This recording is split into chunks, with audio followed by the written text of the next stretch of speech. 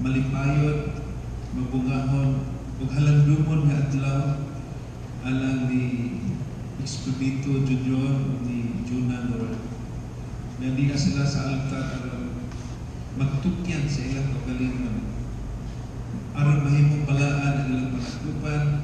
Salamat Ginoo nga ang tanang diha karon imong panalanginan sa mga ginikanan, sa groom, sa bride, relatives and friends, principal sponsors, secondary sponsors, tanang mga bisita nga mosaksi Ginoo sa ilang paghatag ug sinaaray. Imong panalanginan kaming tanan ganiya sulod sa imong balay amahan aron tugutan ka nga magbugkos kanina diha sa balaan kami Ginoo. Among i-trust kanimo Ginoo ang kinatibukan sa bulaton nga panlawa ug among gi-pray ang imong protection manaa sa tanan ug kadtong naapas dalanon nga gustong musaksi Ginoo ining balaan kami Ginoo nga paghimuon karon. Amo ni gisalig itugyan kanimo sa ngalan ni Jesus. Amen. Magpabilit ka sa pagtimplo sa paghatag nato ang time sa tuang song leader mag-offer ta og worship song nga nasa Ginoo. Let's all worship the Lord. Truly His goodness and faithfulness is over in our every life.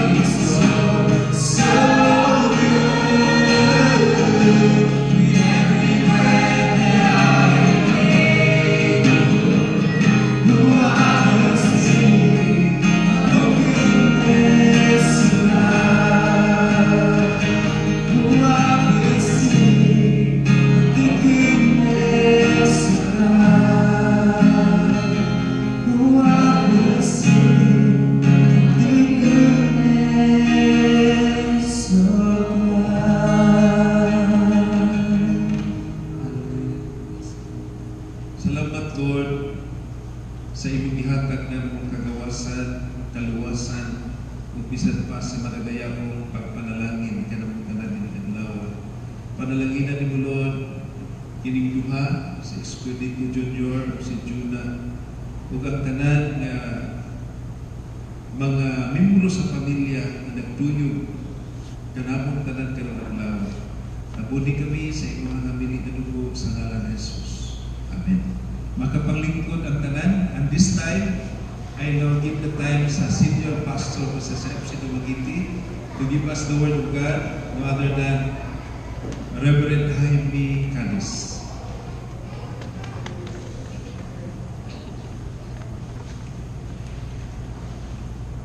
Maayong buntag ko na. Kaya ganing kami yun ang original ani pagayin mo ang Diyos. Busa kung ang Diyos ang naghimo, wala maka bubaan ay ang Diyos may naghimo. Sa kalibutan, doon ay problema o kaning kaminyoon. Today, there are problems between husbands and wives, relationship. Some countries accepted the legalized divorce. Pero kung atong ng taon, walay divorce sa Bible. Doon ay istorya babahin o kaminyoon. Simple na istorya pero doon ay leksyon na atong mahimo. Ngayon din na doon ako na'y ikasal. Istorya ron doon ay ikasal. Unya, sa human nila kasal, ilang balay sirado, nasa bintana, sirado, mura pa rin tao. Pero, ngayon ang mga naman ko yung anak, ay na may bagong gikasal. Ano na ba itong sirado man? Pero niabot ang panahon nga nadungog nila, nadungga na ang tingog sa asawa. Nangasaba sa iyang bana, ikaw ang buwana ka, dugay ka kayong mauli, asa niya ka, muliakon ka, na ay nakadungog nga ikasakaan ba. Pero ang bana, naminaw sa asawa. Niabot po ng panahon, na ay nakadungog, nga ang bana nangasaba sa asawa, ikaw, bayhana ka. Wala ka nag-andam sa akong masinina, akong lakaw na ko. Noon sa niya ka, naminaw ang asawa. Gahilong ang asawa, gayaw-yaw ang bana. Pero niabot ang panahon nga nagsiyagit ang bana, nagsiyagit po ang asawa. Naminaw ang mga silingan. Istorya na pero doon ay leksyon atong makita. Kaya ang kaminyoon, usa ka importante nga atong nagtawon sa Biblia. Doon ako yung mga persikulo nga akong i-share, may tungod sa kaminyoon. Ang kaminyoon nagsugod sa Book of Genesis chapter 2:24 nag-ingon din. That is why a man leaves his father and mother and is united to his wife and they become one flesh. Sugo gini sa Ginoo nga bala biya sa iyang inahan ug amahan. This is why a man leaves his father and mother, biya sa iyang amahan ug inahan, o makikiusa sa iyang asawa ug sila mahigugusap. So sigurado kita, karon sigurado naman yun na si Junior, Espiritu o si Juna, yun ang balik sa inyong puyo sa inyong Kaya naana sila eh. Kasi gani karon. Naana sila ilang pamilya. Mawin ay mahitabo din sa kalimutan. Namubiya ko na ito atong mga anak kung uminyon na. Kaya maghimo silang ilahang kaugalingon. Unya, kaugalingon ng budget, kaugalingon plano, na sila na ko'y nagsabot, nung wala'y labot ang mga ginikanon. Another verse that akong ipakita is in the book of Ruth, verses 1:16 to 17. Yung din. Where you go, I will go. Where you stay, I will stay. Your people will be my people, and your God, my God. Istorya ni Ruth. Kaya si Ruth, kaliwat ni Lot sa una katong kauban ni Abraham, na niadto sa Sodoma o Gomora. Nasunog na ang Sodoma o Gomora. Nang layas ang anak ni Lot, usas siyang mga anak gingandan og si Moab. Ang mga tao dito gingandan og Moabite or Moabites. Sila layot na ang pagsimba nila sa Ginoo. Wala na sila kasimba sa Diyos o isimba ni Abraham. Ug dunay niabot dito ang magtiayon nga si Naomi, ang iyang husband, ug duha ka anak niyang lalaki, kay dunay gutom sa Bethlehem. Niadto sila sa Moab, ug dito sa Moab naminyo ang duha niyang anak na lalaki, ug ang iyang bana kauban, ang nahitabo namatay ang bana na nahitabo ko ginamatay ang iyang mga son-in-law, mga bala silang mga anak, nabalo sila. Ang inahan, si Naomi, nasadya siya mo paulin na sa Bethlehem. Unya si Ruth, iyang binalay, gusto niya magpabilin dito. Pangita mo inyong bana, kaya wala namang ko'y ikahatag ninyong bana, ay namatay naman ako mga anak. Ako mo paulin ko sa amo ang lugar sa Bethlehem, kaya wala naman po iba na din eh. Mambaulin ko sa amo. Ang iyang tuba, iyon siya. Where you go, I will go. And where you stay, I will stay. Your people will be my people, and your God, my God. Ang istorya ang nilingon. Nilingon iyang pinalay kasunod. Asa ka maadto ko, asa ka magpuyo, adto ko magpuyo. Ang imong katawhan, mahimong akong katawhan, ug ang imong Diyos, mahimong akong Diyos. Ang nahitabo, si Ruth, kung imong lantawon sa Biblia, sa linya ni David, di natawon si Jesus Christ. Ang iyang promise mo ni, Your God, my God. Ang importante yun, ang bottom line sa kaminyoon, Ginoo. Salig yun tas Ginoo, dito kasalig sa kung kaugaling pamaagi. Sa book of Ecclesiastes na ingon, two better than one, because they have a good return for their labor. If either of them falls down, one can help the other up. Kanang ulit, kung may problema ang asawa, maka-comfort ang bana. Mas likon ko kung ikaw sa raran na tabang nimo. Ang pinakasuod na itong tabang sa imong kinabuhi, ang imong husband or ang imong wife. So, sa palabot sa problema, uduha mo, mas likon mo kay magtambaganay o mutabang na nanusa. Yung diyan, two are better than one because they have a good return for their labor. If either of them falls down, one can help the other up.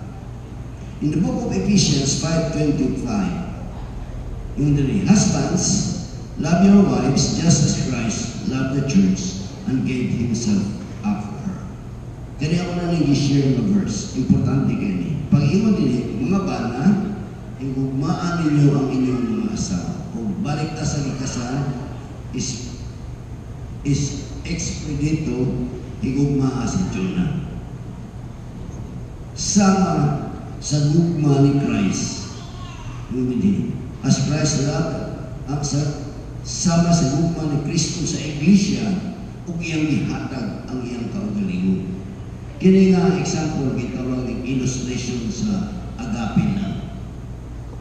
Dili sa book of Ephesians giingan ang mga asawa, wives, submit to your husbands. In return, niingon, husbands, love your wives. Ang uban away sila ani kay maingon man sila nga nganong musabit man ta nga equal man ta. Pero di man nimo ay point dinhi.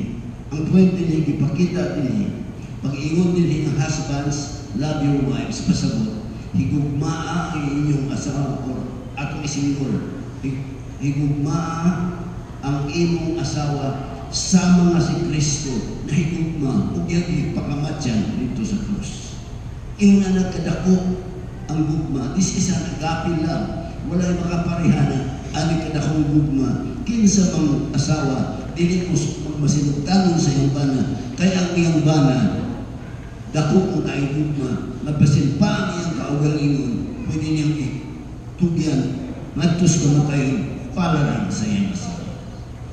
So humana na masabot ta nga kinahanglan ta nga mga asawa mo submit sa ilang bana kay ang bana maayo man siya kaayo tungo nga panangga ang niya ang iyang asawa nga basin pa ang iyang kaugalingon kinabuhi iyang itugyan sama nga si Kristo itugyan niya iyang kinabuhi para sa Iglesia.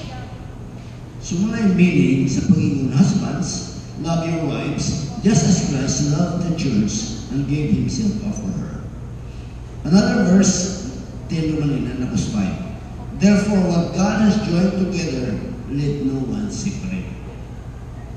Kaniingon ani, ang ga-join ninyo before the foundation of the world, kamo gipares ng daan. And this is very significant.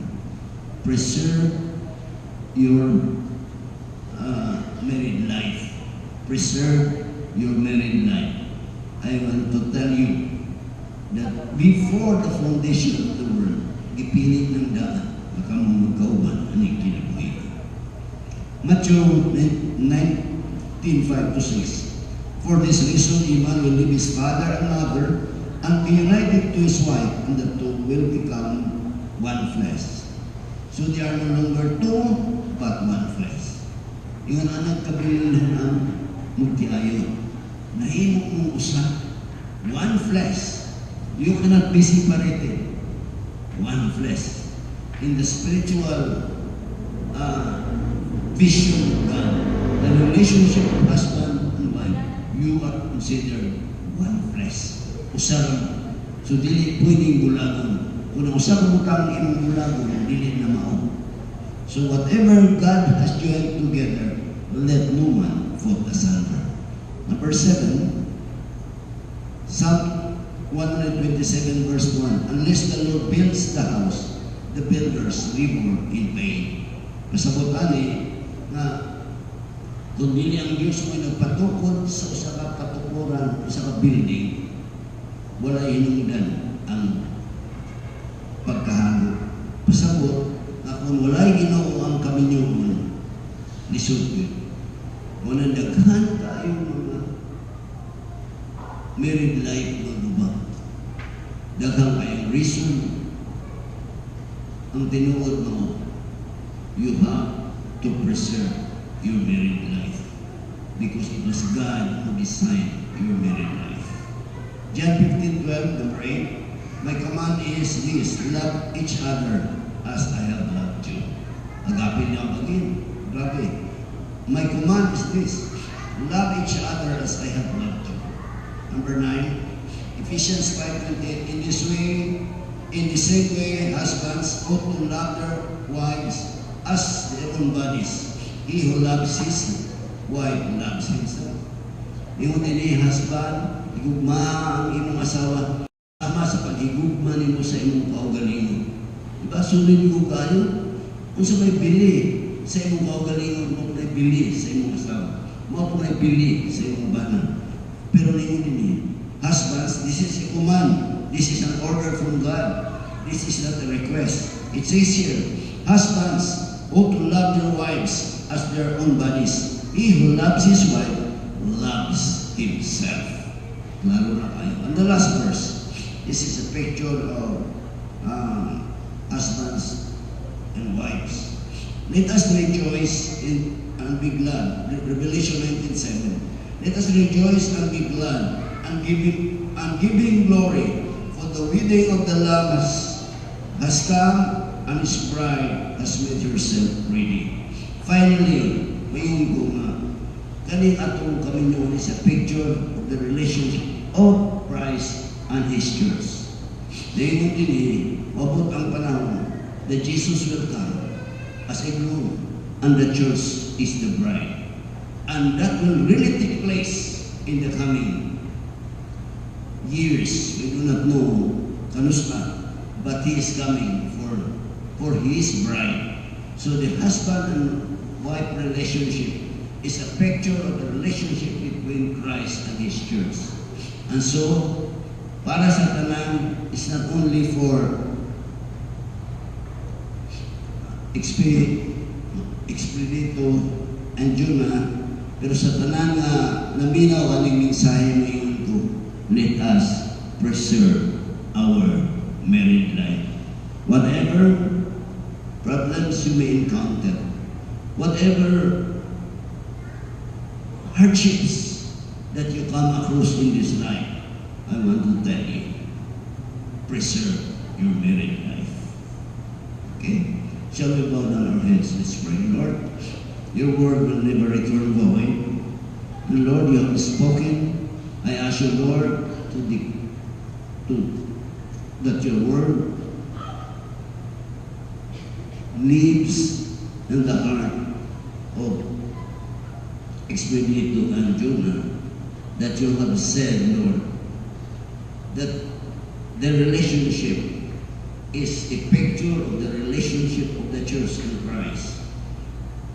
Their love is a picture of the agape love that Christ demonstrated on the cross, so that the value of that love is so expensive that the world cannot afford. But it is an example that we have to look into, that love will preserve their married life and even the entire family. I ask you, Lord, to bless your word, even those people who are here today, married people who are here today, listening in your word. In Jesus' name.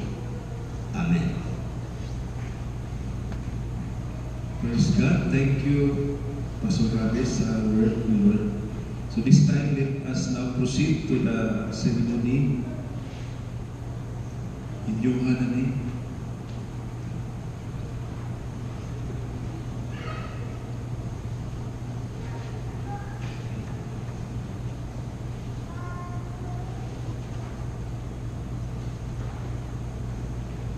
Mga minahal, mga pinalangga ni Ata, we are all gathered here in the presence of God and of His people to join GR and Jonah in the holy state of matrimony.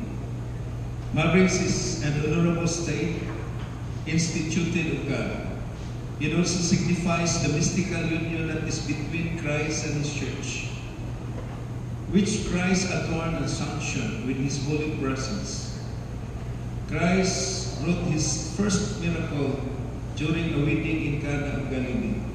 He commends marriage in Scripture as honorable. Therefore, no one should in any way enter into it lightly or unadvisedly, but reverently, discreetly, soberly, and in the fear of God, considering the reasons for which marriage was ordained. It was God-ordained marriage for the mutual company, health, and comfort of man and woman, both in prosperity and adversity. Into this holy state, niining balaanong kahintang, anias Expedito Junior and Jonah sa tutubangan, aron hiusahon, apan dunay rason nga mubabag sa ilang kasal at hatagag iti naabay mubabag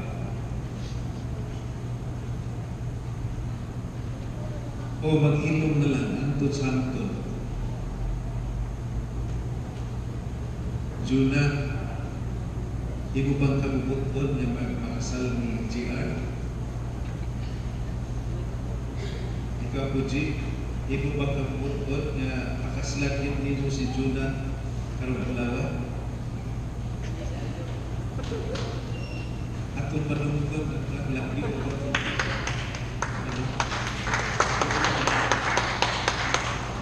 Balik ko na po.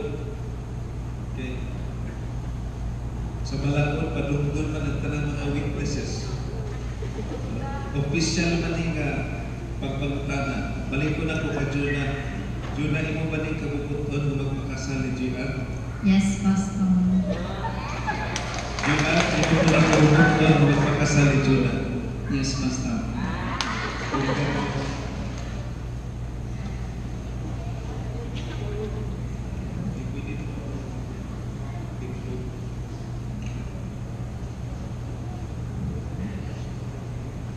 Kinsay itugyan ni Juna na ipaminyo ni GR? Ang ginikanan ko dira po mo tindog, ginikanan sa bride, mutugyan ni Juna na magpakasal. Kira katigo ng tindog, kita natutanan niya ang ginikanan ni Juna, ni Barok sila may pakasal si Juna at ni GR. Salamat ko na pumabalik ni ikaw, guys. Huwag ang tugyan ni GR nga magpakasal ni Juna. Mapapod ni GR ang tingnan. Pwede po po matindog just to acknowledge para makita sa public. Salamat. Usok na pagkatanan ito din sa group. Pwede po ulit ko balik. Salamat. Si GR ang unahan. Dawaton man nimo si Juna nga mahimong nimo pinakaslang asawa ug makikupan kaniya pagpuyo sumala sa balaod sa Dios diya sa balaang kaminyon. Dahil higugmaon mo siya, lipayon, pasidunggan o punungan na amay balatian o sa kahimsog isaligway ang kanang utang apan siya ang imong kalabihon sa tipok nimong kinabuhi. Imo ba ka nang isaad, GR? Yes, Pastor. Juna, dawaton man nimo si GR, Expedito Junior Parillo, yung mahimong nimo pinakaslambanan, makiuban ka kaniya, magpuyok sumala sa balaod sa Dios, diya sa balaang kahimtang sa kaminyuan, higugmahon mo siya, lipayon, pasidunggan, makikunong ka kaniya, sa balatian man o diya sa mayang panglawas, isaligway ang kanang ang ubang butang, kapan sa imong kaugalingon siya ang imong palabihon, isaad ba nimo na sa tipok nimong kinabuhi? Yes, Pastor. Magamputa, O God, who has so consecrated the state of matrimony that it represents the spiritual marriage and unity between Christ and His church. Bless these your servants, Lord, Espiritu Junior Barilio and Juna, nga ang ilahang paghinigugmay, Lord, inampingan usap kanino. Bless them that they may live together in faithfulness and patience, wisdom and godliness, that their home may be a haven of blessing and of peace. Through Jesus Christ our Lord. Amen. At tupangay ko,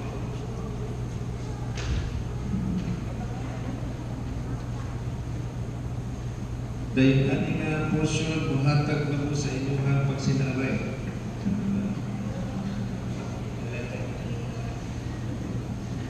Kini wala kini script, wa pa rin ako sa kagaging bilangan. So, kanang na sa inyong kasing-kasing, nga madunggan sa tanan, sa inyong ginikanan, sa inyong principal sponsors, relatives and friends ginadari, ihatag ang inyong pagsinaray sa susa. So, magtutukan na ito po. Ang awa nyo, GR, sa kalimutaw si Juda nga imong gihatag ang imong panangan kanang kaniya.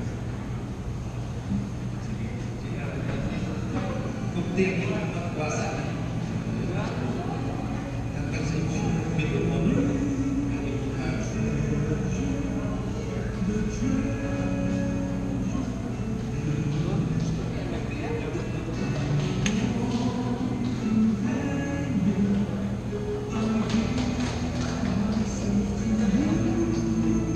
Langga.